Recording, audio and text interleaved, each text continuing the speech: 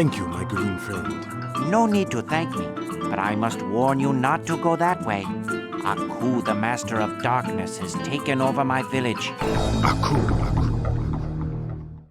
I feel like I have to preface every passing thoughts with an explanation for why I'm talking about a game if I'm not reviewing it. Well, this one's no different. When I wrote my review for Samurai Jack: Battle Through Time, I found out that I couldn't get the soundtrack for the game if I bought it on Steam. And there's no other way to get the soundtrack at the moment unless I pre-ordered the collector's edition. I like to put the soundtrack of whichever game I'm covering as background music to show off every aspect of the game without having to go in-depth with every little bit. Some of my older videos are dead silent, and I don't really like how empty they feel without the music. Luckily, there is a soundtrack to another Samurai Jack video game that's available, but I didn't want to rip the music from one game and use it for another without at least covering the other game. Thus, this video. Samurai Jack: The Shadow of Aku is a 2004 action-adventure game by Adrenium Games. I've never heard of this studio before, and looking them up on Moby Games shows 3 titles under their belt, including Samurai Jack. The game is set as another episode in the series, with Jack looking for a time portal to go back to the past to defeat Aku. The game is split into 4 hub worlds, with 4 or 5 levels within each hub. As far as action-adventure games go, it's pretty straightforward in its structure, but what I did find interesting as I played through the game was how many similarities it had with Battle Through Time. That shouldn't be surprising as they're both based in the same series, but I've got 2 questions in my head after playing both games. 1. Was Soleil Limited, the developers for Battle Through Time, inspired by certain mechanics of the Shadow of Aku? Or 2. Is Samurai Jack as a concept so robust and thorough that it just naturally inspires developers to come up with similar concepts? Let's start with the similarities. Like Battle Through Time, the Shadow of Aku's combat comprises of a quick attack, strong attack, ranged attack, block, and dodge. Pretty standard stuff for any type of hack and slash game. Jack can collect ammo for ranged weapons and can quick throw shurikens that will auto-target the nearest enemy, and can go into aiming mode with a bow to fire arrows for more precision. Again, both games place some emphasis on ranged combat in the form of shurikens and arrows. Like in Battle Through Time, Jack can perform combos by mixing up quick and strong attacks, but here's the deviations start to show. Although Jack has a pretty healthy mix of combos by mixing inputs, there's also a combo mode of sorts that allows Jack to perform more cinematic moves. You pick up combo scrolls in the game world, and it teaches you to hold down the block button, then press whatever combo you want to pull off, and Jack goes into the animation while the game slows down and the camera pulls in real close to show off the move. It's not the only time where the game does that. I've noticed that if I attack several enemies with a normal combo, the camera will go into the cinematic mode. I'll admit that I was impressed that a 6th gen game was able to pull off this visual effect consistently. It doesn't look as janky as I'd expect from a game this old. Unlike Battle Through Time, blocking and dodging share the same input. However, dodging is different from Battle Through Time, where it's more freeform where you can dodge in that game. Here, holding down block will lock Jack onto a specific target, indicated by a large arrow. To initiate a dodge, you have to hold down block, tilt the left stick in any direction, and then press jump.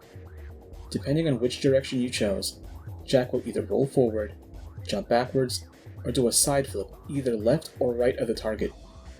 The movements actually reminded me of Raiden's offensive defense move in Metal Gear Rising, of all things.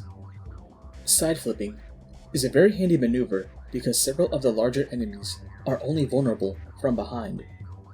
Another distinguishing feature in the Shadow of Aku is that Jack has bullet time. Kinda.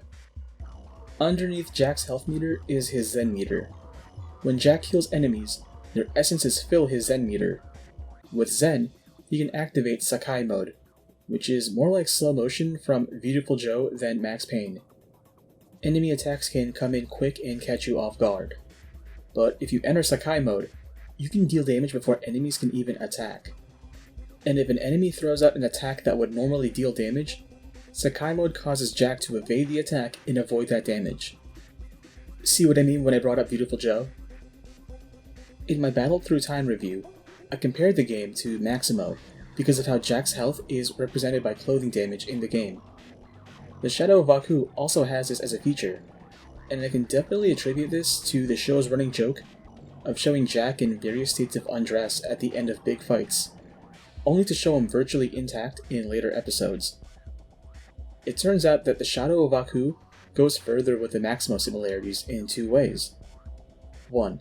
Jack can pick up armor to add an extra layer of defense to his health. Armor is represented in its own meter atop Jack's health meter. At first, armor can only last 3 hit points before breaking apart, but each successive hub introduces new armor types that add 3 extra points. Like clothing, armor has various states of disrepair represented by how many hit points are left in the meter. 2. Jack can rescue civilians in the level, much like how Maximo can rescue townsfolk in his second game. They're all trapped in cages or holding cells, and freeing them serves as one of the collectibles in the game. When you collect 30 civilians in a given hub, they'll reward you with a sword upgrade. Jack's sword is imbued with a certain element type that uses up Zen. These are handy to rush down stronger enemies, so you don't have to waste time doing that dodge/slash dance. The other main collectible in the game are relics. You collect relics scattered about the levels and return them to the civilians to upgrade your stats. You can increase your health meter, Zen meter, and the strength of your sword. It's a lot simpler than the 3 skill branches in Battle Through Time. So how does the Shadow of Aku play compared to Battle Through Time? Well, it's no surprise that it's less smooth in terms of control compared to Battle Through Time. What's surprising is that even though it's not a character action game, it's still got this much depth for its combat. Hits aren't as precise as I'd like, but it's possible to go into a fight and finesse your way out of damage if you have a firm understanding of the mechanics.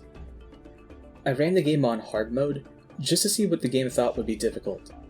I don't mind the beefier enemies, but what did piss me off was how it removed mid-level checkpointing. I don't see what that adds to the gameplay because it's just more frustrating when I eat shit due to the crappy platforming. So I don't know if this is a quirk of Dolphin's emulation, but Jack's walk speed is inconsistent. Sometimes it feels like he's trapped in mud, and sometimes he's skipping forward in time. You won't notice the latter until you try to jump on platforms.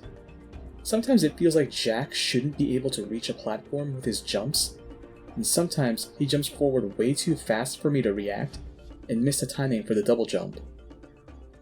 The platforms have really awkward collision. I can't jump off the ledge of one to land on the other because I'll hit the bottom of the second platform. So I have to jump off the center of the first one to reliably land on the second one. I don't know if I can do justice in describing how awkward platforming feels. It really made me appreciate how simple Battle Through Time's navigation is in comparison. The combination of awkward platforming and lack of mid-level checkpoints resulted in me speedrunning levels after giving them a fair shake. That's always a bad sign in action games when the systems are so frustrating that they make you want to skip the action to get back to the part where you left off. I wish I could go further into the Shadow of Aku, but unfortunately, I can't complete the third hub of the game. One level requires 4 keys, which spawn after you defeat these big boys. I got 3 of the 4 keys down, but I cannot get the 4th key because the 4th enemy just doesn't spawn. I tried leaving the level and coming back in. I tried loading my save again, but this guy is gone. I even tried to run the game on normal, which is how I learned about the checkpoints, and Dolphin crashed before I could get back to where I was stuck. But it's fine, because by the 3rd hub, you get what the game feels like. I think jumping down from hard to normal screwed up my timing with parrying range shots, but other than that, and the fact that you can auto-dodge certain attacks, I enjoyed the game for what it was. Look at the camera for aiming with the bow. This game predates Resident Evil by a year, and already has its camera system. I like that. Sakai mode is pretty interesting as a concept, but I don't think it's a necessary mechanic. The one thing I genuinely don't like is the inconsistent walk speed. It made me appreciate how Battle Through Time has a dash ability like in Devil May Cry 4 and 5 that activates once you walk forward after a while. From what I've played, I like the Shadow of Aku. Try it out if you're looking for an action-adventure game to spend a day on. Stick to normal just to avoid the frustration I went through with the lack of checkpointing.